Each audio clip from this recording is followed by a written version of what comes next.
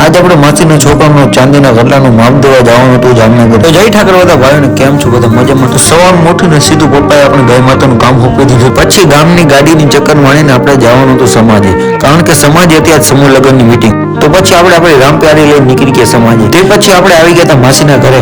આપણી ભાણેજને રમાડવા બેનનો ટાઈમ થઈ ગયો તો ઘરે જવાનો, એટલે તેને ઠેલા લઈને આપણે હાલતા થઈ ગયા બસ સ્ટેન્ડ. અને ભાણેજને ઘરે જવાનું કીધું તો ભાણેજે તો મોઢું ચડાવી લીધું. તે પછી આપણે જવાનું હતું ભાઈના કટલાનું માપ દેવા. પછી ખેતલા આપણા ટી સ્ટોલ, વીમાન ને તે પછી પહોંચી ગયા આપણે ચાંદી બજાર. તો તે પછી આપણે ભાઈ માટે કટલા જોવા મળે ઘણા બધા. અને ભાઈને ફાઇનલી એક કટલું ગમ્યું, તેમાં ડિઝાઇન ફેરવવાની હતી બસ ખાલી. અને તે પછી આપણે જામનગરની બજારમાં આટા મારવા, અને તે પછી આપણે સીએનજી ગોતીને ઘર બાજુ નીકળી. અને સીએનજી બેઠેલા તો ટાંગા ઉપર ટાંગો ચડાવીને કેવા ગીત વગાડે જો.